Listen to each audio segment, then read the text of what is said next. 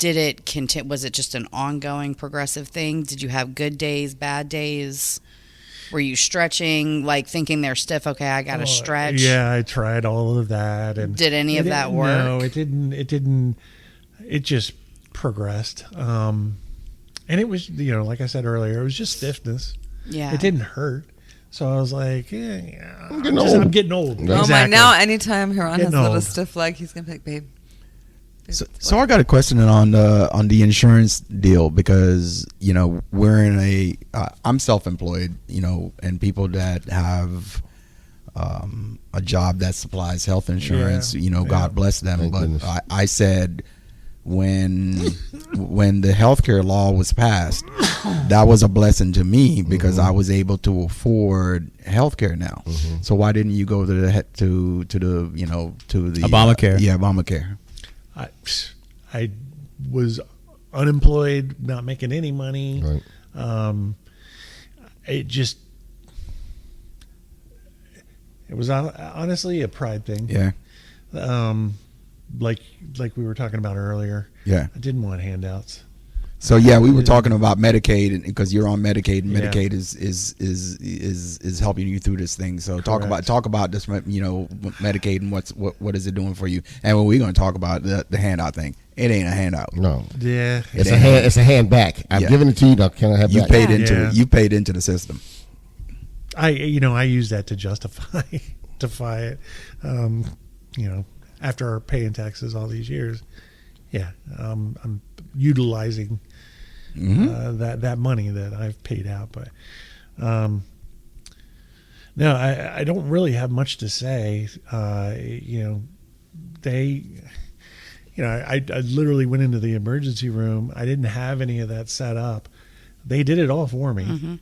I'm actually amazed and quite shocked at how well the transition went. They somehow got me set up and enrolled in Medicaid through Aetna Better Health.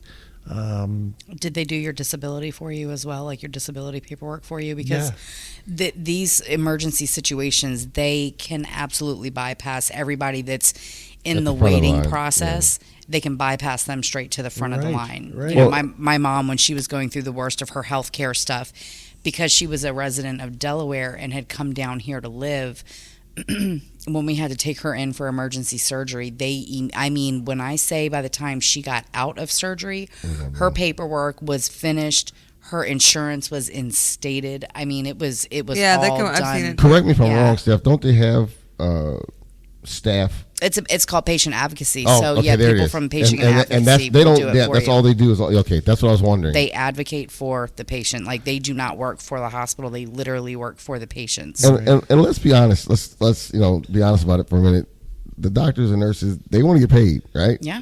So, I mean, who pays better than the federal government? They might even pay better than my insurance. But they get a salary, and that's not. I mean, they're getting salary. What I'm saying is they're going to make sure that the hospital's going to make sure they're going to get their. You know what I'm saying? They're going to make sure that money is going where it needs to get. They're not putting it out their pocket. You know what I'm saying? Yeah. Right. I mean, America is probably one of the only countries that has private healthcare. It's definitely the only first world country left in the. Well, no, but you can buy supplemental private healthcare. So, like, if in a lot of socialist or what, I want to use these terms loosely because someone's going to come back with something.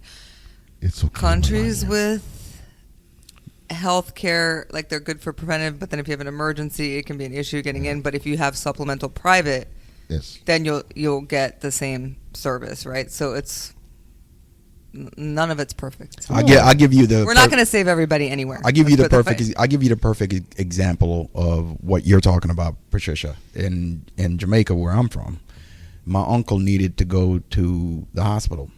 Healthcare in Jamaica is basically free. Anybody can go to the hospital for anything. So we took my mom and I took my uncle to the hospital. When we got in there, we got there but early. We were in there like 6:30. Dude, the line was insane. It was just a crowd of people. And now, man, we sat there for 2 hours. We got registered. We sat down. And we were in there for like 2 hours, man. And my patience is running thin as hell. And then finally I was like, I told my mom, I was like, let's go down to the private hospital where you have to pay. Right. Dude, we walked in, boom, boom, boom, test, boom, boom, Out the door. X-ray, boom. We were out the door in 1 hour. How much did that cost you? Paid, and I mean, in Jamaican money, when you transfer it, it cost us like $200. Yeah, in some places like you tip your nurses and And stuff. we were in and out of that. That's worth it. Yeah, we were in and out. We were in and out in no time. That's worth You know what I mean, dude? X-rays here cost like thousands of dollars or whatever. It was like $25 in Jamaica. Right. I just had my hip x-rayed a month ago, and I got the bill for it, and my hip x-ray was $4,000, and after insurance, I think I had to pay like $600 for. I'll the tell you X-ray. guys a I thought you were great, gonna say 6,000. insurance 600. story. So, a lot of our listeners know that, my husband died during, well, maybe you guys don't know the details, but it was a cancer-related thing. He was getting a bone marrow stem cell transplant, and the transplant itself went fine, but there was like infections, blah, blah. But anyway, so we get the bill for the transplant. Now, transplants, I think, are still for stem cell transplants for different cancers. It's still considered kind of experimental. Medicaid, not Medicare, but Medicaid will cover it for people as well. Anyway, the bill, $2 million. I can believe it. What? I totally believe $2 it. million, 2.5 months in the hospital. Think about all the MRIs. This Yeah. is at University of How do Washington. they expect anybody to pay that? No, you don't. Insurance. So I had a $10 copay because it was out of network. Yeah. Yeah. It's crazy. But I mean, 2.5 months and all the MRIs, all the scans, all the, the fluids, so many things. Obviously, the transplant itself. But yeah, it was a little bit over $2 million, and it was like, and your part is $10 for your I'm out of curious. network. I'm curious in a situation like that, would either Medicare, You just have to owe. like would Right. would Medicare or anybody to pick up that bill, because obviously Yeah, I just said that. Yeah. Yeah. If you qualify for the transplant and you qualify for Medicaid also, I mean, you have to Oh, qualify okay. for those things. They will do it. But people come from foreign countries to get it done here at like Johns Hopkins or Seattle Cancer Care Alliance, which is where we did it, and they'll take you have to do like $1 million deposit, but families that have a lot of Middle Yeah, Eastern they don't sheiks mind, and right, stuff right, like that, they'll right. come and Isn't that plop interesting? that. Isn't that interesting how the money comes here for that type of thing? But everybody from here goes to get their boobs and their butts and their lips and their. Well, yeah, that's how that Mike, turns do you know out. how much your hospital bills were? I don't know. I've looked at a couple bills here and there, and even the prosthetics, they're covered under the Medicaid. Awesome. I mean, a set of sockets, for instance, these $60,000. 60 grand for a wow. So where are you amputated up to? This is called bilateral above knee. Mhm. So it's above the knee.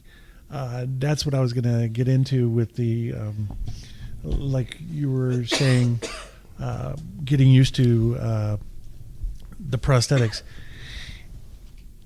And getting used to the height and the baby steps of the training wheels and the stubbies, what they're called, stubbies. You're using muscles that you never really had to use Right. before, and your balance you're starting at square one with your balance. Like a little baby. You're a baby. Yeah. Yeah. You're a baby. You're learning how to walk again. Yeah, and balance is number one, and then your glutes and your core are your Everything. your everything, Right. really. So is that the normal process for amputees? Being going with the stubby, or is it different for everybody? In my opinion, that's the proper way to go. I know some that start out on the full length legs. And me personally, I think that's ridiculous. Why? I'm not a prosthetist, and apparently they work independently. They'll start people out on full length, or in my case, they push hard to start with the stubbies and work your way up, heighten a little bit. Right now, I'm due for knees. I'm going to get microprocessor knees maybe in about a month. that'll be a game changer, because you can imagine I'm peg-legged right now, straight legs, and going upstairs. Impossible. Right. I do it, but it's How do you do it physically? how do I put these into words without, people are listening and they can't see what I'm doing, but just imagine, going up the stairs like this. Oh, okay. Like swinging. Yeah. Yeah. Swinging Basically, gait. you swing. Yeah, and sitting. Thank goodness they gave me these to break down when sitting.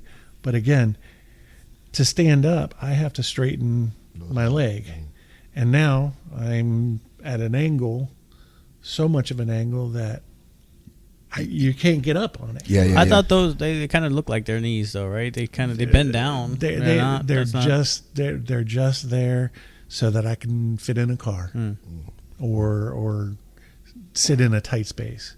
That's literally all they're for. Yeah. Or so my feet aren't sticking out. Would you straight. say your upper body strength has gotten stronger with this? I would say yeah, but it's one of those things that you don't notice yourself. If somebody else on the outside looked to be there, they would probably say, "Man, you look a lot different than before." But who knows? Are you doing any well, obviously you have physical therapy for the walking, but do you do any other exercise to I don't know, build your core, upper body? Yeah, because I see the they've got that little Hand bike? Yeah, the hand bike and stuff Yeah, like that. yeah. I'm actually looking to getting one of those hand bikes. I'd like to get one, but you can't touch them for less than $3,000. So. Oh, good Lord. Yeah. Gosh. And insurance not covering that one. Yeah, no, I don't think so. I go to physical therapy twice a week. Shout out to my physical therapist that I've been going to for 10 months now, almost a full year. Megan, and her birthday's coming up, so We love you, Megan. There you go. I gotta give her love more than anybody. Tanya's gonna kill you, dude. She's gonna beat my ass. She's gonna beat my ass. Tanya's gonna beat your ass. I love you, Tanya. And then Laura's my occupational therapist. I go to her once a week. Good Lord. I've got all kinds of things wrong with me. I don't know if this is a result of the stroke or anything to do with the amputations, but simultaneously, I've developed severe neuropathy in my hands. So I cannot feel my hands. Therefore, I can't open this bottle of water without using my teeth. Oh, wow. My strength is shot. My grip is shot. And they don't know why? I'm going through, I've gone through different neuromuscular specialists to try and find out what's causing it. But they haven't come up with a conclusion yet. And there's no cure for neuropathy. It only continues to get worse. Oh, wow. You can slow it down. That's it. Right. Impede it, yeah. Yeah.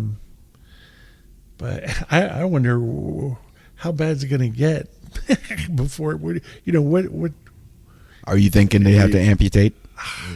I don't think you have to. No, see that. That's what. How did that play in? That's your what I'm mind? saying. That's what I'm saying. But does your mind go there? Right, and that also Yeah, plays into what you were saying, right? It's gone there. About you don't want to know, like you wouldn't want to. Oh yeah, because I think it puts it right, in your that's- head. that's You know what I yeah, mean? Now And I you're got what you're saying. Yep, I totally got what you're saying. Here's the thing: when I have had and this is about Mike, not me, but for instance, when my friend Rachel was very sick and all that stuff, and I started to.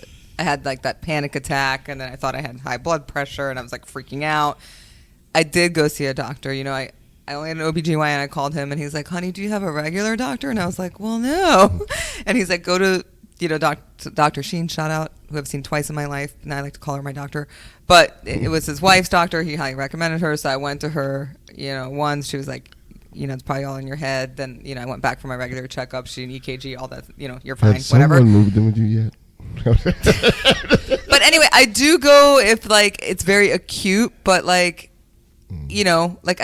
November 2021, full blood test, EKG, everything was fine. I'm supposed to go in June, everybody, for a regular annual checkup. I checked my blood pressure at home. I made Huron take my You need to go get blood for Sugars. Sugars. I was like, do me. That was fine. So I've got Dr. Ronising at home. I'm good. Hey, Ron, do they sell the mammogram on machines on? Don't get me started on mammography. I need to get one. No mammography. You can go get her tits smashed. What did she say? He's gonna set up a whole. I need to go get felt up. Women's clinic. I'll have a makeshift. He's gonna have a medical suite in your house. I'll have a makeshift. What's it called? Triage. Yeah. Like just a women's clinic diagnostics. But like I watched this on an episode of ER. Well, you know what? I've seen that. There's that one guy that actually is not a doctor, and he's performing all these things. Didn't he get in trouble in New York? Yeah. The cat that didn't have a license. Yeah, he was OBGYN. Yeah. He was checking, and he was like actually helping people, but he never had a license. Hey, man. But he had He learned everything on YouTube. YouTube. His training was on YouTube. Dude, you can find out. It's so funny. We're just diving. Okay, we always go off topic, but talk about YouTube, right? So one of my mowers were messing up the other day, and I'm so frustrated, right? And at the end of the day, and it's I have one customer that we have to use a small push mower. I hate using that thing. And this thing is not working. So all day long, it messed up on a property. I'm freaking out. I'm like, dude, I've got to put this thing into the shop. Now I got to go rent a small mower to mow this lady's property, or I got to go buy a mower. So I'm freaking out the whole day, right? So I'm MacGyver. I like to figure out how to fix things, right? One of the things she likes about me.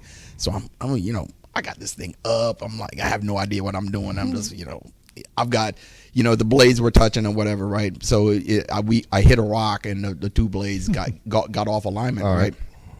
So I'm under the thing. I've got this car jack because I think the two spindles are, closer together. Right. Dude, I've got this mower up. I've got a car jack underneath the thing. So I'm got the car jack pushing. You imagine I've got a car jack on the thing. I'm pushing this thing. I'm to push the spindles. So finally, I'm like, dog, there's got to be a YouTube video on this shit. There's got to be a YouTube. Sure enough, pull it up. Just said exactly what's wrong with the model number. What's wrong with it? Yep. Thing popped up. You know what it was? I have to take the belt off, the belt that spins both. I have to release it. Once you release that belt, they go back into alignment. Put the belt on, and boom. Go. Sounds like you went full blown Jamaican on trying to fix that thing. I know a foreigner. Dude. I saw my cousin in Sri Lanka. He took off his belt, tied it around a coconut tree, and used his belt to climb up the coconut tree. I was straight. Third world country fixing this thing, dude. And it was literally like three bolts. Take this thing off, boom, put the belt on, back in business. I thought for sure you were gonna say ain't got no gas in it. Ain't got no gas in it. I know what's wrong with it. Ain't got no gas in it. Oh man, I've been watching some videos of these guys on YouTube, dude, and these that's the funniest thing. I know what's wrong with it. Ain't got no gas in it. Well, that day that you flooded the carburetor, and you were like, nah, I got to go back to the shop and I got to switch these things out. And then literally 5 minutes later, he was like, I don't know what my problem is. He was like, I know how to fix a flooded carburetor. Like, it was as simple as him turning it on, opening the gauge or whatever, and then just kind of like. It was so crazy, dude. Simple. Yeah. So he was ready to take 45 minutes out of his day to go back to the shop, change it out. Like. So Tanya had a question. What makes you keep going? Oh, that's a good one. Tanya has had some marvelous questions. She on the beach gingerless She's on the right beach now. thinking about these She's things. drinking ginger ale right now. She ain't got a ginger in her life right now. So she got time. That to was think funny. of That was funny. ginger ale. Sorry, Tanya. She should. She's gonna be mad when she comes back. She should have sent these questions to me in advance. You know. Give me some prep time. What keeps me going? Obviously my girls, my daughters. They're a big factor. They're getting to that age. My oldest just graduated last year from college. My youngest is about 2 years from graduating. Awesome. And my stepdaughter, she's a freshman in college. So, family. Leah, the amount of help and support that everybody's had, especially, oh my goodness, I shout out to Facebook for not Facebook specifically, but all my friends and people on Facebook with the encouraging words and support. And like the other day, I desperately wanted. I have a small townhouse, and there's not much landscaping to do. It's too little to hire a company, but it's perfect for a teenager to come over and do. It's really easy, and all I had to do was put it out on Facebook. Can somebody help me, please? Because I can't do it this year, obviously. Right. And immediately somebody came to my rescue and said, "Absolutely, I'll take care of it." The So- world is not the devil. The world is not as divided as like the people. Thank you. People think. Thank you. There's more. I believe there is more that we have in common than we don't. You know what I mean? Right. I truly believe that, and because that's really what keeps us going. How did your girls take this? They're so funny. They're living their own lives. They're really busy right now. They're going. At the time they were going to college. My oldest was going to be graduating, and they have jobs and they have boyfriends, and once they went away to college, they pretty much were gone. So to speak. Job wise, what are you doing right now? Nothing. I'm not going to say I can't do anything, but there's so much in development with, specifically my hands. I'm afraid I can't work with my hands anymore. Well, you pretty much can't either with all the medications you're probably taking as well. I mean, you're kind of. I call it a pill cocktail because I take a fistful in the morning. It's like 10 plus pills in the morning, and none of these things are interacting with each other. If they are, I don't know. Yeah, I'm pretty sure they got a regimen. Tell. You know what I mean? They tested one against the other. Well, yeah, they do that for for adverse effects. Yeah, even the pharmacy can detect that right off. Yeah, they can say, all right, this person is getting this. Essentially, I think I was reading some. I read a lot, unfortunately. I think they have a computer system that once they plug your name in and plug. It's been there. It'll pop up. No, you can't have that. No, you can't put those together. Well, in my case, if I go to any hospital or doctor anywhere, first thing that pops up is heparin, allergic to heparin. Do not even let them smell it. So because now you have a Coumadin or something. Warfarin. How the hell do y'all? Y'all just popping these damn medication names out. What are we doing right now? How do you know? Damn internet doctors. My son. I mean, not my son. My cousin's in the hospital. I got you. Taking blood thinners. I'm looking at this one over here. How the hell? How do you know that? I had to take blood thinners once. All right. Yeah, God damn. I had contracted. And my dad was on them. And you can't take blood thinners and Viagra at the same time. And how do you know that? And how you know that? I saw a commercial. Okay. For hymns. That's that's a false statement, by the way. Is it really? I gotta say. I know we're nowhere near done. I got that, but I'm telling you, man, your demeanor is probably the brightest thing I've seen in a long time. Because with the circumstances, yes, it's just funny. Yes, yeah. I didn't even really have to make up my mind. It just came to me naturally. I can't do a damn thing about it. So you just got to live and move on. There's nothing you can do. It sucks. With my hands, I get frustrated. The other day I was trying to put new wheels on my wheelchair and using tools, and I just kept dropping everything because I can't feel anything. Mm-hmm. And then, I'm a little bit slow. I definitely recognize that there are effects of the stroke, negative effects. different things have, changed over time. And then with the biggest setback is the legs. Getting anywhere, going places. I got down on the floor to replace the wheels on the wheelchair, and my legs fell off. Doesn't it give you some solace though that situation is going to be solved?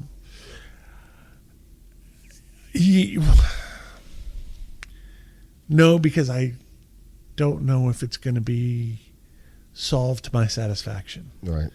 I don't know if I'm going to be, and I don't think I'm going to be back to 100%. I say, and I want to be 100%. What's 100% for you? Yeah, that was my question. Like, what's your definition of quality of life? Pre-February 2022. And well, I didn't know you then, so or our listeners. So describe that. You can do stuff with you. Have legs. Self-sufficient. But 100% self-sufficient. But I've seen amputees. I've seen videos. Yeah. They're amazing people out there. Mm-hmm. Amazing. I want to be them, but some of them are anomalies. They're one percenters. They're exceptions. Yes, yeah. they're exceptions to the rule. But I feel like you have that mindset. Yeah, I do. Yeah, that's what I mean. That disposition. You can do it. It's a mind thing. Yeah. It's a mind thing. That's part of what one question, what keeps you going? Mm-hmm. There it is. There's another answer. All right. Okay. I got to get back to 100%. So I got to be upbeat, think positive, don't let anything hold me down. Mm-hmm. Are you setting milestones for yourself? Like, oh yeah, short-term goals and long-term goals and everything. And, in physical therapy and all these things, there is progression tests, measurement scales and all these things. And yeah, I push to achieve those and, actually blow past. Blow past them, the goals as much as I can. Any of your physical therapists, doctors, or clinicians that are attending to you, I know they're positive and they'll always give you stuff, but is there one of them that just like Mike, you're not doing this, or I need you to do this, or my physical therapist is awesome. I mean, mentioned her earlier. Again, happy birthday, Megan. It's Monday. She kicks my ass and tells me if I'm falling short, or we do as much talking as we do physical work, because it's mental. Yeah, a lot of it is mental, and so we go back and forth, and I'm constantly asking her, why can't I do this? Because I have really high expectations for myself. I want to be walking. I wanted to be walking. I thought this would only take me a month. How long has it been now? I'm sorry. Like 10 months. Okay. That I've been on prosthetics. I thought it was going to take me a month, and I'd be like, this is easy. What is what has been the thing that's held you back from achieving what? Everything. Balance is unexpected. I didn't expect to not be able to. Yeah, I used to, skateboard and surf and. I think that was more my question, because quality of life for someone might be like, oh, I can walk around the block, right? But is it for you like getting on a surfboard, getting on a skateboard, running? Yeah, I used to do all that crazy stuff with ease. Could do it with ease. Now, if I walk on the slightest slant in the street or the road or sidewalk, it is so much harder because I'm peg-legged that the slant makes me have to walk. You have to. When you're walking, do you have canes to help balance? In physical therapy right now, I'm only allowed to use what's called walking poles. They're awesome, and I love them because they're very freeing and they're very easy to use. She won't let me use, my physical therapist won't let me use anything outside of physical therapy but a walker. So I use that walker. And then I also use my wheelchair as a walker. So for instance, on days that I don't have physical therapy, or even days that I do, she wants me to walk at least 20 minutes. So I'll walk 10 minutes pushing my wheelchair, and then Leah will hop in the wheelchair, and I'll push her around for 10 more minutes. How old is Leah? Leah's my fiance. Oh, okay. Talea is her Talea. daughter. Okay. How old is she? She is 19. So she's at college age, but she probably weighs about 50 pounds. So she would be a welcome weight. Wait, don't say that about Leah. No, I didn't say how much Leah weighs. But anyway, where were we? So, Tanya and her questions. Yeah. Advice to those going through anything life-changing, altering right now. I don't want to sound cliche. Yes, I said my piece about, getting checked up. Honestly, if I were you listening to me now, being as bullheaded as I was and have been, I probably wouldn't take my advice and see a doctor. I still wouldn't. That's just me. But the other piece would be, and again, not to sound cliche, but just, stay positive and blah, blah, blah.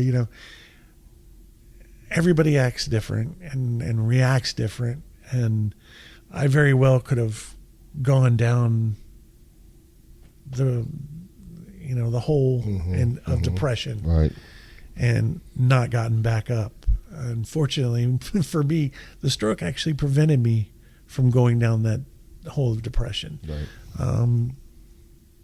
And it gave me that gradual climb out of that hole.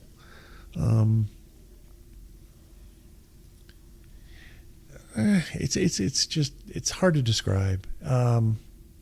It's different. Like I said, it's different for everyone. It's going to be different for everyone, for sure.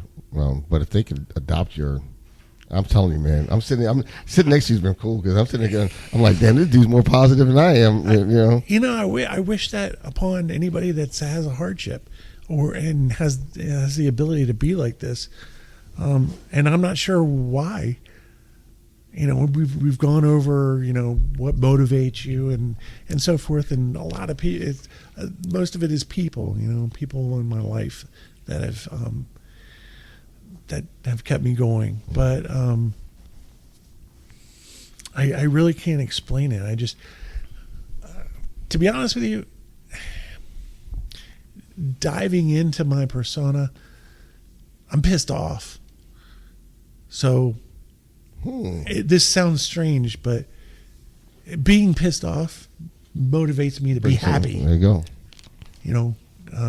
I'm so pissed off at this, do I resent this? Do I think it's karma getting back? All of this, Bullshit. Mm-hmm. All of this shit is... That's okay. We curse around here a little. I think about all of it. All of your questions, I have several different answers for all of your questions today. And all of that compounds and builds up and just pisses me off. Mm-hmm. And I don't want to be pissed off. Right. And I don't want to be disabled. But it's okay. It's okay though, right? I know. And some of this shit brings me to tears. I bet. It's real. When I first took my independent steps on my prosthetics, I cried. It was a source of independence. I felt so great. Felt so built good. Built up. What really made me cry was this really resonated with me and hit home.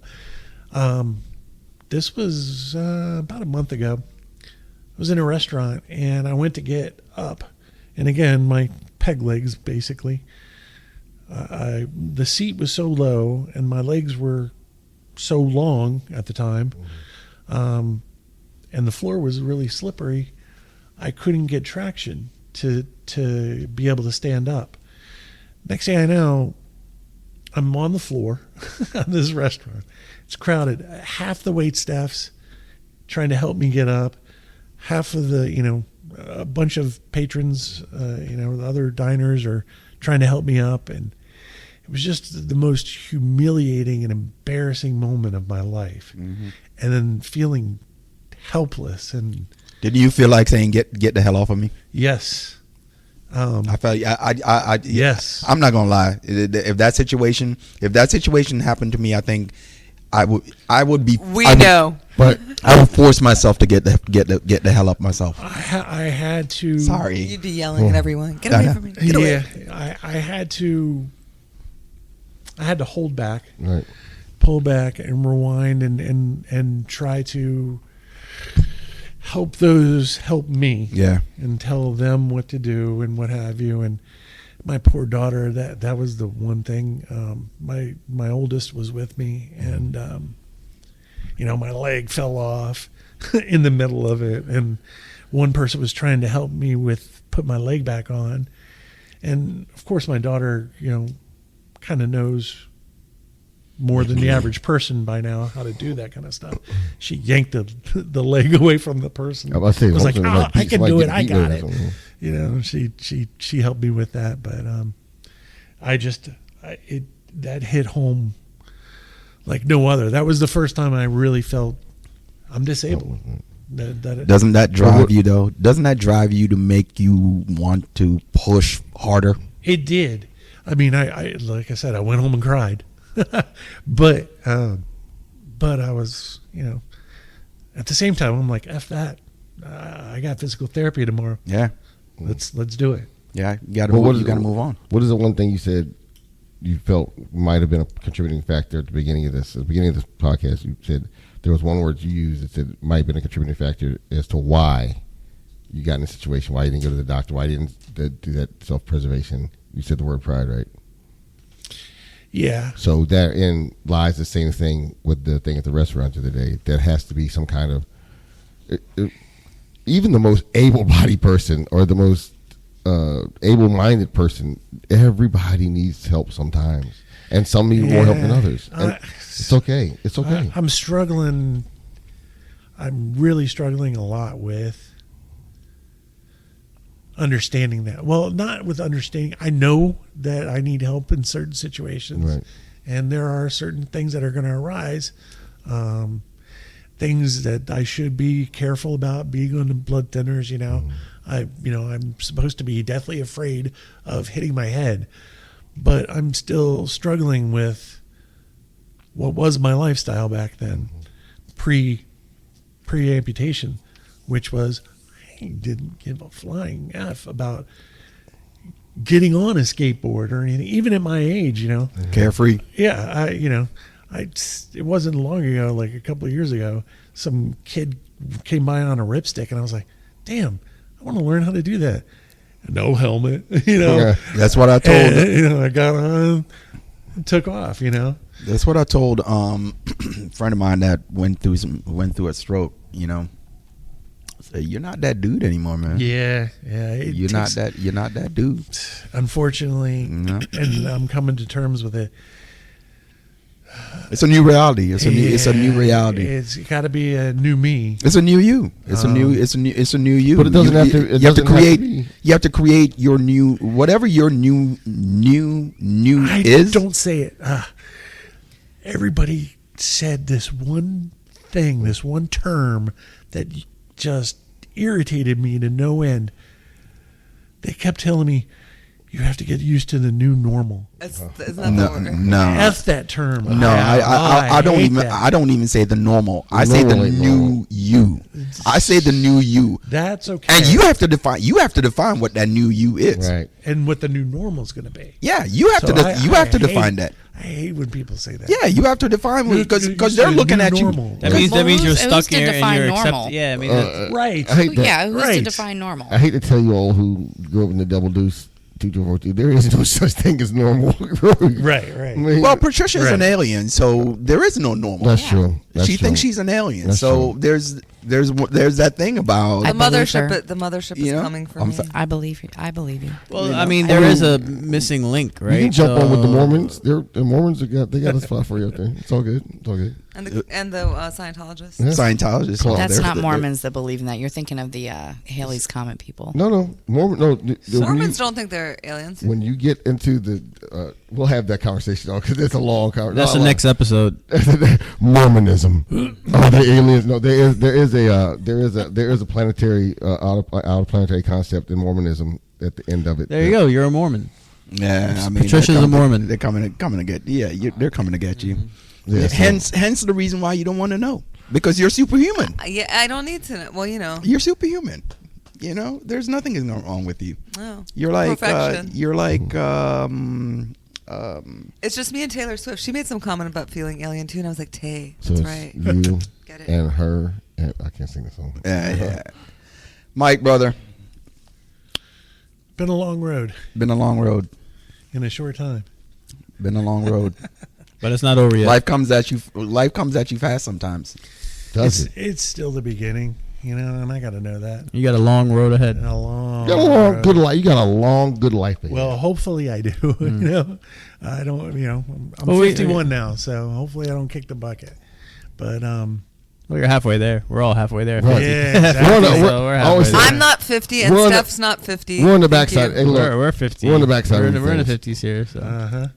I got 3 years until Stephanie I and I can officially are go not buy 50. a 55 plus The discount community. McDonald's. AARP card. Discount cost. Dog, I already got my Wait, AARP. Keith, are you 50? Yes, I am. Oh. I got But my. no, I'm gonna tell you like my mom said. No, I'm just 35 for the 20th time. It's all good. It's all, Hey, because hey, up here, didn't we talk about this before? Yeah. I still think in a manner that, like, I'm not gonna go out to the club tonight and hang out on the. But, Sure not.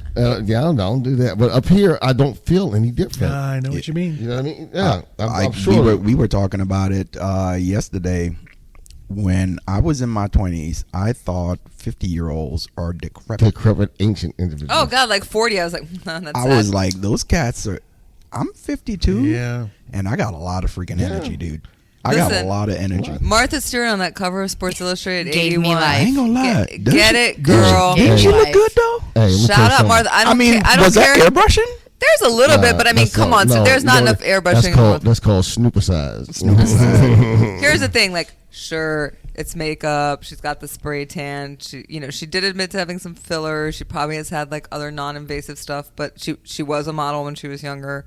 She started out pretty, but still, Martha's only- whatever. Hey, Martha's Angela always- Bassett. Angela Bassett. What In is the she? 60s. 60s, right? Yeah, no, Yeah. there's a lot. Helen It's over. Mirren. Yeah. Also, Helen Mirren didn't have any kids, so they didn't tear her up. Tom Jones. You see Tom Oh, Jones. Tom Jones. Here we we went, go. okay. It's not have to- unusual to be loved. I have to everyone. shout out to the Tom Jones concert because I gave her on all this shit about going, and I was like, what are we, like a couple of 65-year-olds who met on a cruise? Like, oh, I met a nice divorcee on the cruise. We're going to see Tom Jones.